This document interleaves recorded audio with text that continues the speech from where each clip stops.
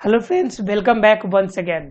Bairam sir आपके साथ what's wrong with Indian films के साथ। तो फ्रेंड्स, हम लोग आज जानेंगे इंडियन फिल्म्स के बारे में, या सीधे शब्दों में हम कह लें कि हम लोग आज जानने वाले हैं किसके बारे में? बॉलीवुड मूवीज के बारे में।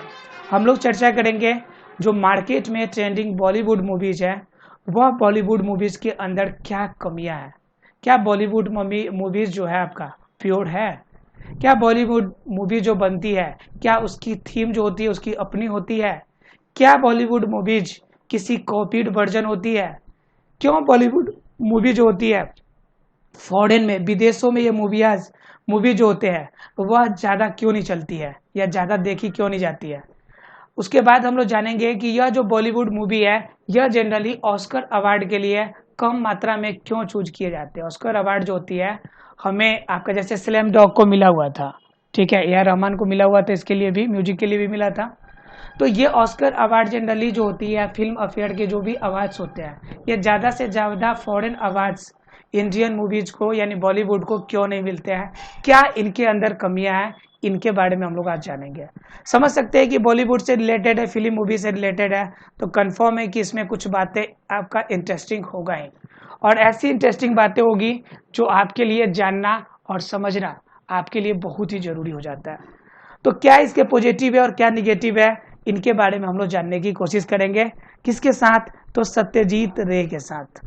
यह जो आपका जनरली जो यह चैप्टर है यह आपका रिटन है किनके द्वारा? सत्यजीत रे के बारे में। अब हम स्टार्ट करते हैं और पहले जानना चाहते हैं सत्यजीत रे कौन है, क्या है, कैसे है, इनके बारे में।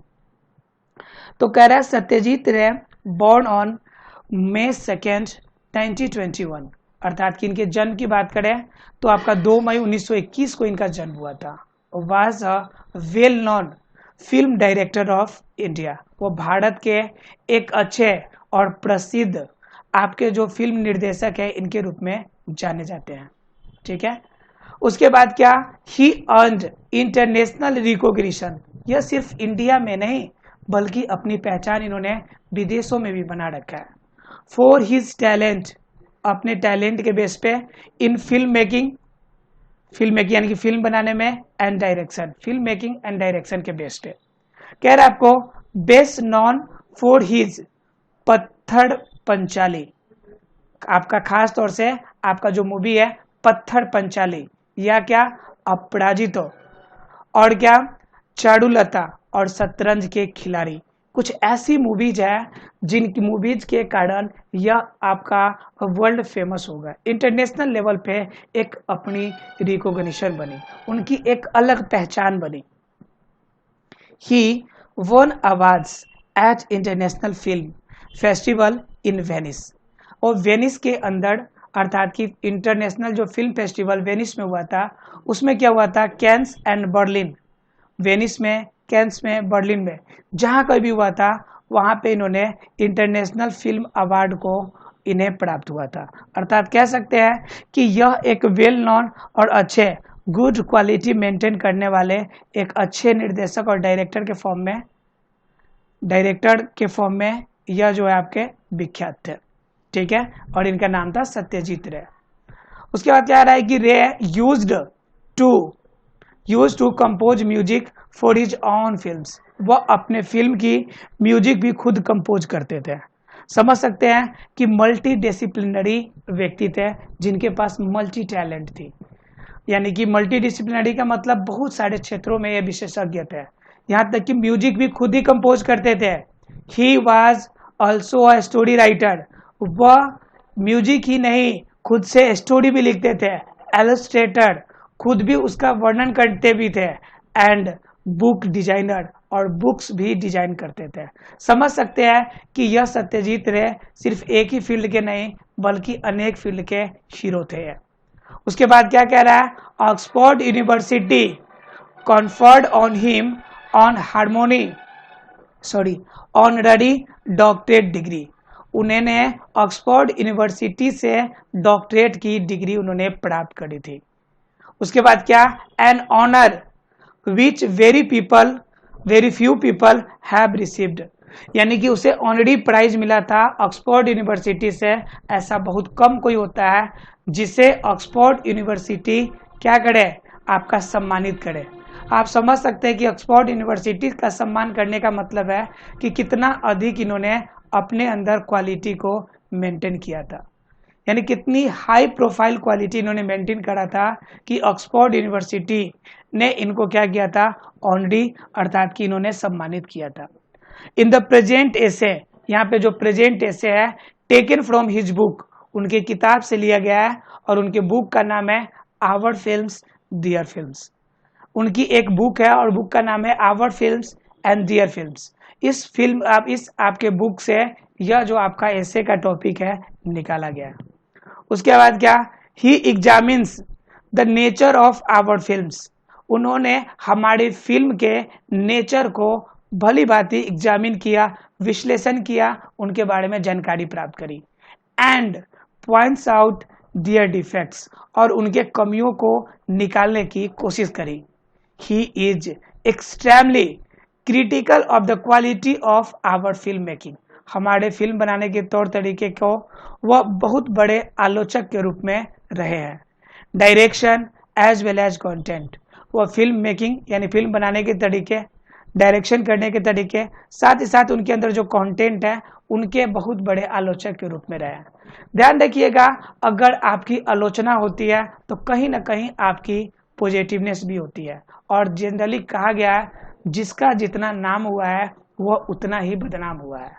मतलब क्या, जिस चीज का जितना अधिक नाम होगा कंफर्म है कि बदनामी भी सेम उसी तरह से होगी। इसलिए हमें क्या करना चाहिए, जनरली हमारे निगेटिव पॉइंट को ऑब्जर्व करके उसे हमें ठीक करने की कोशिश करना चाहिए, लेकिन हमें जो पॉजिटिव काम है वह करने के लिए उससे किसी भी तरह से उनमें रुकावट नहीं आने देना चाहिए। ठीक है, तो सत्यजीत रे, इनके बारे में हम लोगों ने आज जानने की कोशिश करेंगे। और इनके बारे में हमने अभी तक बताया आपको कि इनका जन्म कब हुआ था। इनका जन्म हुआ था 2 मई 1921 को, और ये क्या थे, फिल्म डायरेक्टर भी रह चुके हैं। ठीक है, और फिल्म डायरेक्टर भी याद रखिएगा कि 2 मई को इनका जन्म हुआ था 1921 में। ठीक है, ये फिल्म के डायरेक्टर रह चुके हैं, ऑक्सफोर्ड यूनिवर्सिटी ने इसे सम्मानित कर रखा है। साथ ही साथ क्या है कि इनके प्रसिद्ध कुछ आपके क्या कहते हैं फिल्म्स है, जैसे शतरंज के खिलाड़ी है, फेमस बुक आपका स्टोरी है। इसके अलावा क्या है कि उनकी एक बुक भी है जिनमें इन्होंने लिखा था, उस बुक का नाम था आवर फिल्म्स दियर फिल्म्स। इस बुक के ही एक पार्ट से आपका ये निकाला हुआ ऐसे इस यहाँ पर हम लोग को पढ़ना है। आपका सबसे बड़ी बात कि वह आपके इंडियन फिल्म्स के क्रिटिकल रहे हैं, मतलब क्या, उनके बारे में बहुत बड़े आलोचक के रूप में भूमिका निभाई है। आलोचना करने का मतलब उन्होंने चाहा हमेशा कि बॉलीवुड निखर के सामने आए या फिर बेहतर हो, है ना। इसके बारे में हम क्या करेंगे, आपका जानने की कोशिश करते हैं। चलिए स्टार्ट करते हैं आगे। कह रहा है आपका ग्रुप डिस्कशन आपको करना है, आपको अपने फ्रेंड के साथ डिस्कस करना है और डिस्कस करने की जानने की कोशिश करना है। क्या कह रहा है, have you seen any films recently, कब आपने कोई अभी हाल ही में कोई फिल्म देखा है। तो आपने बहुत सारे फिल्म देखे होंगे और नए नए मूवीज आते हैं तो आप मूवी छोड़ते तो है नहीं, मूवीज तो बहुत सारे देखते हैं। रिसेंटली आपने कौन सी मूवीज देखी है, कि उस मूवीज का आप क्या करेंगे, आप यहाँ पे बताएंगे कि आपने मूवी देखी है और मूवी का नाम बताएंगे कि कौन सी मूवी आपने देखी है। अपने फ्रेंड के साथ बात करेंगे तो एक रोचकता बढ़ेगी। बहुत सारे लोगों ने अलग अलग तरह की मूवीज देखी होंगे, आप उनसे क्या करेंगे, थोड़ा सा चर्चा करेंगे। क्या कह रहा है, tell the name of any film, किसी फिल्म का नाम बताइए, विच यू लाइक मस्ट, जो आप ज्यादा पसंद करते हैं। तो अलग अलग मूवी होंगी, सभी का फेवरेट अलग अलग हीरो के अकॉर्डिंग आप अपना क्या करते हैं, मूवीज और स्टोरी बेस आप तय करते हैं।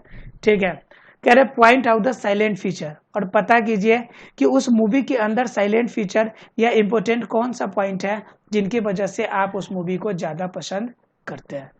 तो ऐसा है कि ये आपका ग्रुप डिस्कशन की पॉइंट आपके लिए इंटरेस्टिंग होगी और आप इन पे डिस्कस करेंगे। जो भी मूवी पसंद करते हैं उसके अकॉर्डिंग आप डिस्कशन कर सकते हैं। आ जाते हैं हम लोग अब इस स्टोरी के आपका पॉइंट पे। कह रहा है what is wrong with Indian films, what is wrong with Indian films. यह जो चैप्टर है कि हमारे इंडियन फिल्म्स, हमारे बॉलीवुड के फिल्म्स के अंदर, हमारे बॉलीवुड के फिल्म के अंदर क्या पॉजिटिव है और क्या निगेटिव है, इनके बारे में हम लोग क्या करेंगे, जानेंगे। किसके बारे में, what's wrong with Indian films. Indian films के आपका निगेटिव और पॉजिटिव के बारे में लोग क्या करेंगे, जानने की कोशिश करेंगे। चलिए अब देखते हैं कि इंडियन फिल्म्स के क्या पॉजिटिव और क्या निगेटिव है, इनके बारे में हम लोग जानते हैं। तो कह रहा है one of the most significant phenomena of our time has been the development of the cinema from a turn of the century mechanical toy into the century's most potent and versatile art form। ठीक है, one of the most significant phenomena कह रहा है कि एक प्रसिद्ध घटनाओं में से एक, प्रमुख घटनाओं में से एक घटना प्रमुख है, आवर टाइम्स यानी हमारे समय के प्रमुख घटनाओं में से एक है, has been the development of the cinema, कि हम सिनेमा को क्या करें, डेवलप करें, from a turn of the century यानी कि पूरे शताब्दी में हम उसे एक टर्न अप दे, and mechanical toy into the country's most potent and versatile art form, देश के एक वर्जेटाइल फॉर्म या कह सकते हैं कि अलग अलग रूप के, अलग अलग फॉर्म के आपके कलाओं के संग्रह के रूप में हम अपने इंडियन फिल्म्स को या फिर बॉलीवुड के मूवी को हम क्या करेंगे, प्रस्तुत करें। इस जोश और जज्बा के साथ हम लोगों ने अपनी शताब्दी में इस पे काम किया। कौन कह रहा है, सत्यजीत राय कह रहा है। इन्होंने अपने समय की, अपने दौर की बात कही, साथ में उन्होंने एक और बात कहा कि टुडे, आज के समय में, the cinema commands the respect accorded to any other form of creative expression. क्या कह रहा है, आज की जो सिनेमा है, तो यानी कि आज की जो मूवी है, today's the cinema commands the respect accorded to any other form of creative expression. पहले का जो थीम होता था, पहले का जो स्टोरी होती थी, उसके अंदर कोई थीम होता था, इवन जब जो सॉन्ग होता था, उस सॉन्ग की भी कुछ ना कुछ क्या होती थी, कुछ ना कुछ स्टोरी होती थी।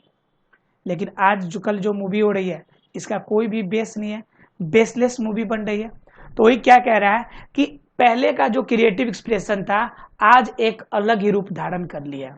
क्यों कह रहा है, इट कंबाइंस, यानी आज के जो क्रिएटिव एक्सप्रेशन है उसके अंदर क्या कंबाइन है, in various measures the functions of poetry. आज में क्या है कि पोएट्री है अर्थात कविताएं है, म्यूजिक है, पेंटिंग है, ड्रामा है, आर्किटेक्चर है, and host of other arts, और भी बहुत सारे आपके कला इसमें शामिल है। मेजर एंड माइनर है ना जी, छोटे बड़े बहुत सारे और कलाएं भी शामिल है। यानी कि आजकल की जो मूवीज है उनके अंदर क्रिएटिव एक्सप्रेशन का तरीका ही बदल गया, क्योंकि आजकल के एक्सप्रेशन में सिर्फ म्यूजिक नहीं बल्कि पोएट्री है, म्यूजिक है, पेंटिंग है, ड्रामा है, आर्किटेक्चर है, और इसके अलावा बहुत सारे छोटे बड़े फीचर्स शामिल है। कह रहा है it also combines the cold logic of science, साथ ही साथ आपके विज्ञान के भी कुछ लॉजिक को आर्ट के फॉर्म में मूवीज में शो अप किया जाता है। ये कौन कह रहा है, ये सत्यजीत राय अपने टाइम का और अभी के बीच में कंपैरिजन करके बता रहा है। कह रहे पहले हम लोग मैकेनिकल टॉय के रूप में एक ड्रास्टिक चेंजेस करने की कोशिश करते थे, और आज का क्रिएटिव फॉर्म क्या है कि आज के क्रिएटिव फॉर्म में जनरली क्या है, अलग अलग फंक्शंस आपके शामिल हो गए हैं, like poetry, music, painting, drama, architecture, और इसके अलावा भी कुछ बहुत सारे मेजर एंड माइनर फीचर्स जो है वह सामने आ रहे हैं। चलिए हम लोग आगे जानने की कोशिश करते हैं कि और इसमें क्या है क्या नहीं है। ठीक है, उसके बाद क्या कह रहा है आपको, इंडिया कह रहा है इंडिया टूक of film production surprisingly early. क्या कह रहा है, इंडिया टूक of film production surprisingly early. कह रहा है कि भारत टूक ऑफ फिल्म प्रोडक्शन, जो आपकी फिल्म, आपकी निर्माण करने के जो तरीके थे, फिल्म प्रोडक्शन था, सरप्राइजिंगली अर्ली। ठीक है, यानी सरप्राइजिंगली जो पहले था उसमें सरप्राइजिंगली डेवलपमेंट हुआ है, माने आश्चर्यजनक रूप से उसमें नए चेंजेस या बड़ी मात्रा में सामने निकल के बातें आई है नई नई। उसके बाद क्या, the first short film was produced in 1907। जो पहली शॉर्ट फिल्म निकल के आई थी वह रिलीज हुई थी 1907 में, and the first featured in 1913। और जो फीचर फिल्म जिनके अंदर अलग अलग प्रकार की कलाएं और फीचर्स उसमें शामिल थे, वह फीचर फिल्म कब आई निकल के, 1913 में। बाय द 20s, यानी कि 20वीं शताब्दी की बात कर रहा है। 20वीं शताब्दी का मतलब 1901 से लेकर 2000 तक के जो यह समय होता है, इसको हम लोग बोलते हैं 90s। तो कह रहा है by the 90s it had reach the status of big business. कह रहा है कि 19वीं सदी में यह एक बड़े बिजनेस के फॉर्म में, एक बड़े व्यापार के रूप में निकल के सामने आ गया। क्या? मूवीज हो गए, यह एक नया व्यापार बन गया। क्यों? कह रहा है it is easy to tell the world that film production in India is quantitatively second only to Hollywood.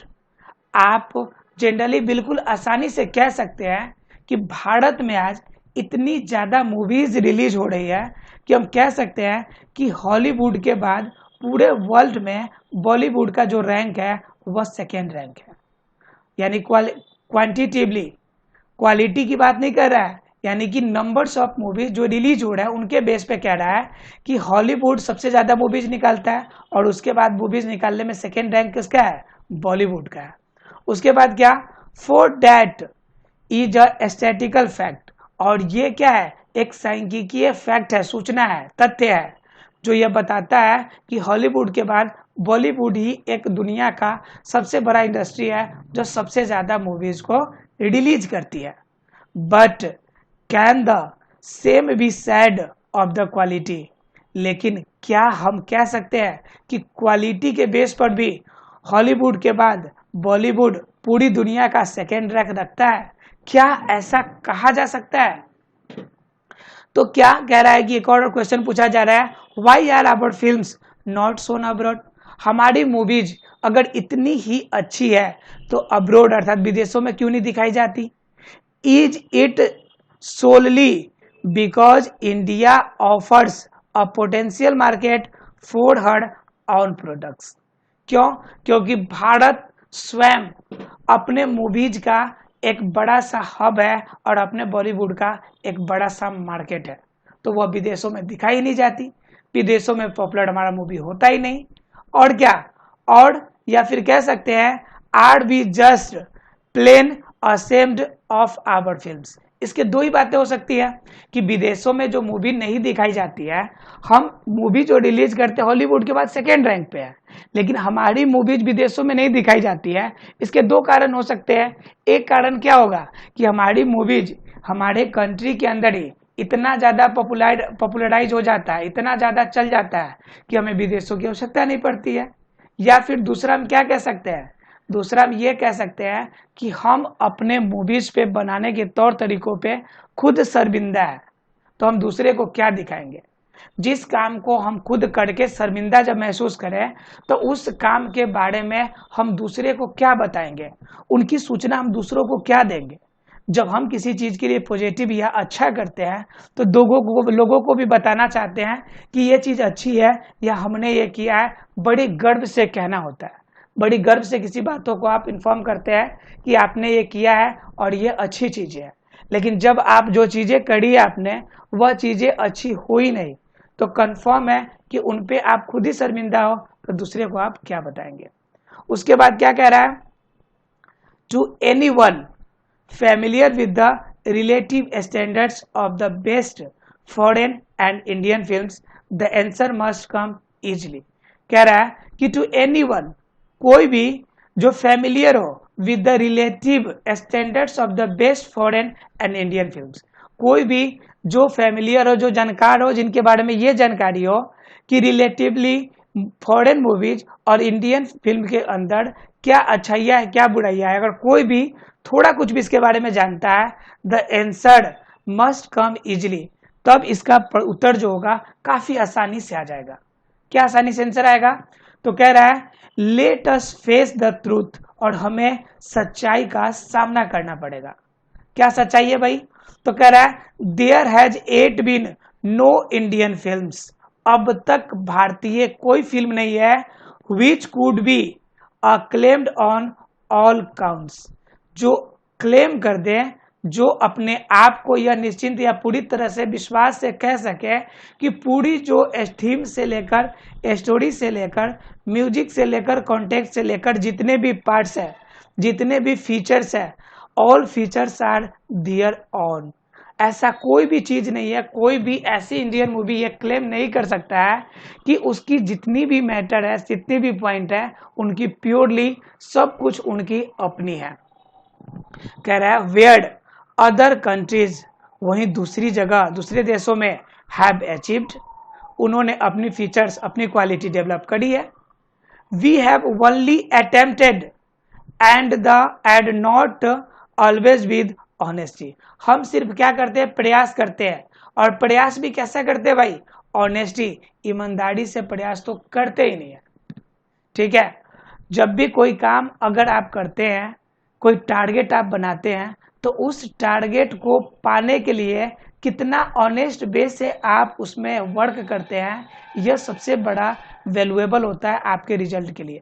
Result के दिन आप कहते हैं कि आपका रिजल्ट नहीं हुआ, बेहतर नहीं हो रहा रिजल्ट, इसका मतलब क्या है कि आपने वर्क जरूर किया है, आपने टाइम जरूर दिया है, आपके अंदर इंटेंशन भी होता है कि आप अच्छा करें, लेकिन आपने वर्क जिस फेथ के साथ ऑनेस्ट वे में करना चाहिए वह वर्क आपने नहीं करा।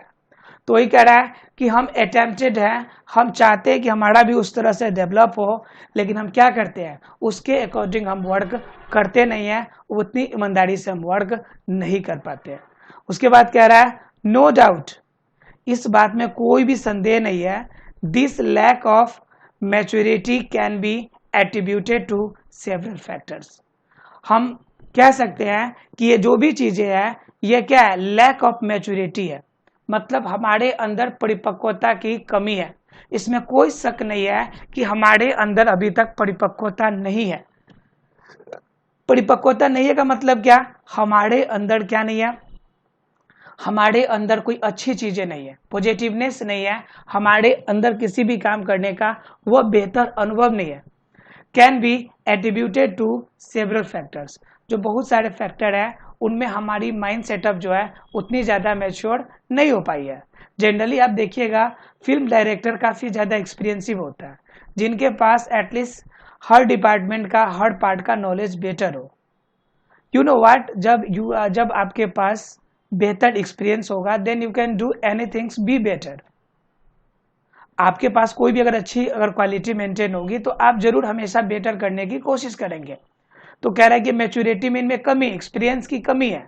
और क्या, the producers will tell you about the mysterious entity, जब आप मिस्टीरियस एंटिटी या रहस्यमयी भाग के बारे में आप चर्चा करेंगे, the mass which goes in for this sorting of thing, the technician will be blame the tools and the director will have much to say about the wonderful things he had in mind but could not achieve because of the condition। कह रहा है कि जब किसी producer से आप बात करेंगे इस रहस्यमय गलती और कमियों के बारे में, तो द मास यानी ज्यादातर जो आपका लोगों का यह जो जवाब आएगा, द मास का मतलब कि लोगों का ग्रुप, लोगों का समूह, which goes in for this sort of thing, तो इस प्रकार कुछ बातें चिन्हित की गई है जो आपको सुनने को मिलेगा। क्या सुनने को मिलेगा, the technician will blame the tools, technician क्या कहेगा कि हमारे पास टूल ऐसे नहीं मिल पाए, इनके वजह से मूवी में मैंने अच्छा काम नहीं कर पाया। उसके बाद क्या, एंड द डायरेक्टर, और डायरेक्टर क्या कहेगा, विल हैव मच टू से, और वो ये चीजें कहेगा, much to say about wonderful things he had in mind, वो कहेंगे हमारे दिमाग में तो बहुत अच्छी बातें थी इन पे इम्प्लीमेंटेशन करने के लिए, बट कुड नॉट अचीव, लेकिन हमने इस पे प्राप्त नहीं कर पाया। क्यों, क्योंकि हमें वैसा कंडीशन ही नहीं मिला। मतलब क्या कि हमारे पास क्या है कि कोई भी काम अगर गलत होती है तो कभी भी हम एक्सेप्ट करते ही नहीं है कि ये गलती हमारी है, हम ब्लेम करते हैं कि भाई इनके अंदर ये कमी है, ये अच्छा चीज ना है, इनके वजह से हमारे अंदर कमी आ गई। हम अपने ऊपर ब्लेम कभी लेते ही नहीं है, हम अपना ठिकरा दूसरे पर फोड़ने में आगे हैं। तो वही चीजें टेक्नीशियन कहेगा कि टूल नहीं मिला, डायरेक्टर कहेगा हमें अब दिमाग में सारी बातें थी लेकिन वैसा कंडीशन नहीं मिला कि हम उसका क्या कर सके, इम्प्लीमेंटेशन कर सके। तो कह सके कि मूवीज अब कंडीशन के अकॉर्डिंग हम क्या कर लिया है कि हम एक दूसरे पे ठिकरा फोड़ रहे हैं। इससे क्या साबित हो रहा है? इससे साबित ये हो रहा है कि हम अपने काम को पॉजिटिवली या एक्टिव वे से नहीं कर पाते हैं, या फिर जो गलती हमने करी है उन गलती से पछतावा या फिर नेक्स्ट टाइम उसमें चेंजेस करने की हमारी कोई इच्छा है ही नहीं। ये हमेशा याद रखिएगा कि आपके मन के अंदर ये इच्छा होनी चाहिए कि अगर आपने गलती करी है तो उसे एक्सेप्ट करें, और दूसरी नंबर उस गलती से आप सीख ले कि आप जिंदगी में फिर दोबारा वैसी गलती ना करें। ठीक है, अब आ जाते आगे।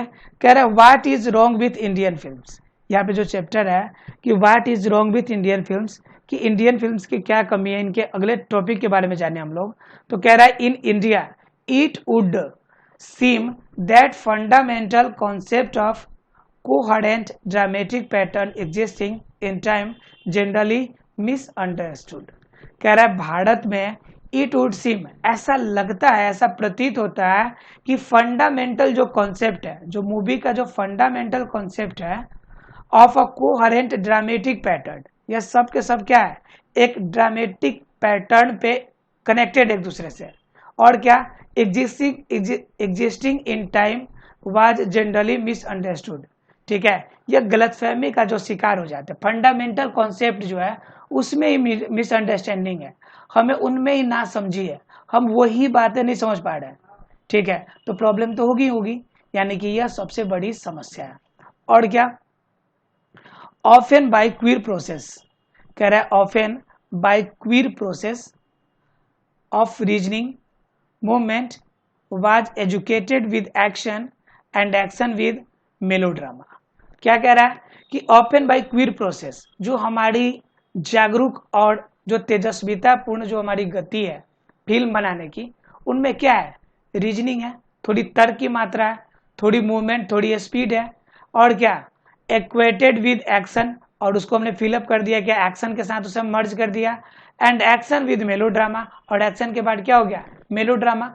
हम लोग क्या देखते हैं आज की मूवी में, क्या रहता है, जनरली कोई हीरो होगा, हीरो के फैमिली को विलेन मारेगा। ठीक है, विलेन मारेगा, परेशान करेगा। आपका इसकी फैमिली में एक बेटा होगा जो हीरो बनेगा, और हीरो क्या करेगा, विलेन को मारेगा। विलेन को मारेगा, विलेन गुस्सा करेगा, हीरो के फैमिली को क्या करेगा, ये किडनैप करेगा, और ट्रैप करने के बाद ये हीरो फिर जाएगा, विलेन को मार के खत्म कर देगा और अपने फैमिली को बचा लेगा। दोनों के बीच प्यार मोहब्बत वाली बातें होगी, थोड़ी सी आपका दर्द भरी बातें होगी, मेलोड्रामा होगा, आपका स्टोरी जो होगी खत्म हो जाएगी। हमारी मूवी की जनरली थीम यही हो गई है कि किसी भी हीरो की फैमिली बैकग्राउंड आपका कमजोर होगा, विलेन उसे प्रभावित करेंगे, उनके बाद क्या होगा, उसके फैमिली मेंबर को ले जाएगा, फिर उसे छुड़ाएगा, लास्ट में पूरी फैमिली मेंबर मिल जाएंगे और आपकी थोड़ी सी दर्द भरी कहानी होगी, स्टोरी खत्म। तो ये चीजें हो गई है हमारी मूवी की। उसके बाद क्या कह रहा है, the analogy with music failed in our case because Indian music is largely improvisational. ठीक है, तो आपका क्या है कि आपका जनरली क्या हो गया कि जो इंडियन म्यूजिक है, इंडियन म्यूजिक में वो इम्प्रूवमेंट वाली, वो अच्छा क्वालिटी रखने वाली बात ही नहीं है। म्यूजिक का क्या वही है, सिर्फ म्यूजिक आपकी इतनी टफ होती है कि गाना क्या चल रहा है उसके अंदर इसका कोई पता ही नहीं है, गाना का क्या थीम है इसका भी पता नहीं है। अभी कुछ दिन पहले चला था कोलावेरी डी, ये कोई चला था आपका क्या, आपका गाना। आप बताइए कि आप लोग में से कितने लोगों को पता है कि कोलावेरी डी का मतलब क्या होता है। ठीक है, जनरली बहुत सारे ऐसे गाने हैं जिनका मतलब भी आपको ना समझ में आता है और आप फिर भी उसमें म्यूजिक के कारण कूदते रहते हैं। ठीक है, तो ये सारी चीजें हमारे मूवी में कमियां हैं।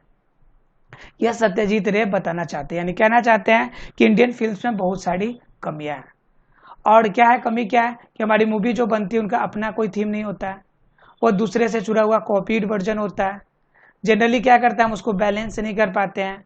उनके अंदर हम क्या करते हैं, म्यूजिक और मेलोड्रामा हम लोग बढ़ के, एक्शन बढ़ के उसको मूवी को सिर्फ ब्रॉडकास्ट करने की कोशिश करते हैं। उसका एक नामित जो स्टोरी होता है उनमें कमी है, वो सारी चीज़ें अवेलेबल नहीं है। तो इस तरह से हम देख सकते हैं कि ओवरऑल बहुत सारी कमी, बहुत सारी प्रॉब्लम है। अब इनके आधार पे कुछ सही गलत क्वेश्चंस है, आपने अगर चैप्टर सही तरीके से पढ़ा होगा तो इजिली इसे सॉल्व कर सकते हैं। ट्राई करते हैं हम लोग।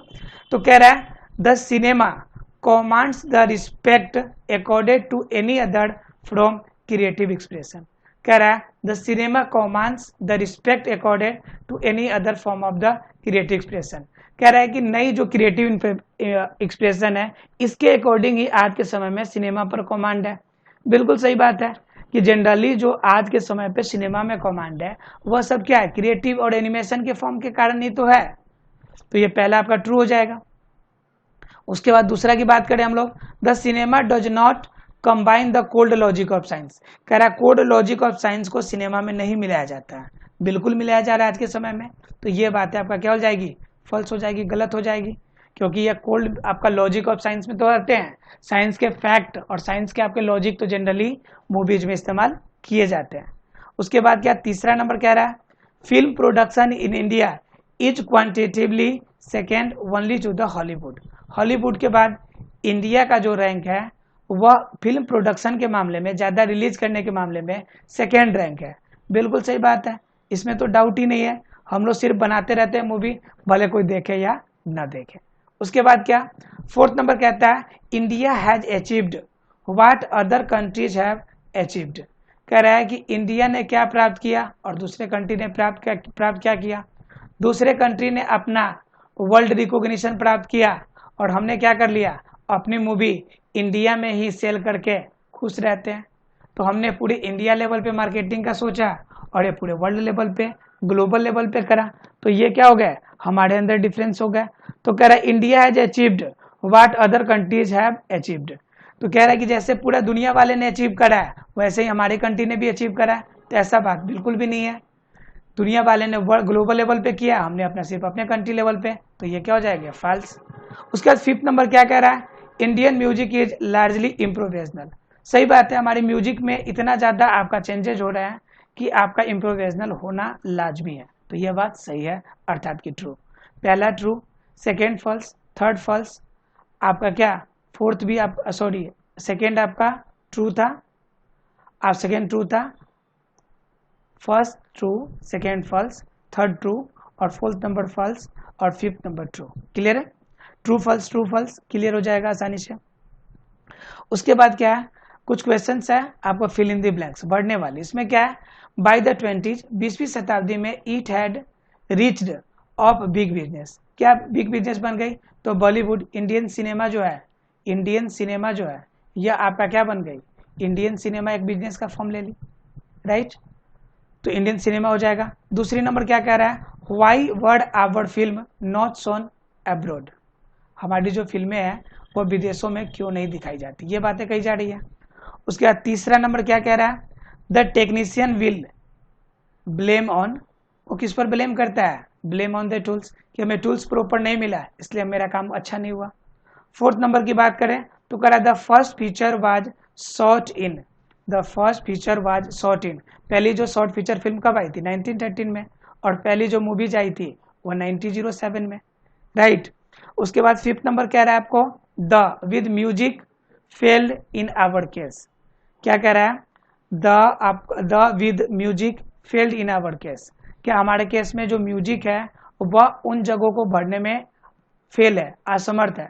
लास्ट टाइम में हमने पढ़ा था, क्या कह रहा है, the analogy with music failed in our case. जो एनालॉगी है ये हमारे कमी को ये फुलफिल करने में असमर्थ है, ठीक है। तो यहाँ पे क्या हो जाएगा आपका, यहाँ पे हो जाएगा आपका एनालॉगी, एनालॉगी। तो ऐसा फ्रेंड्स ये पांचों क्लियर हो गए होंगे।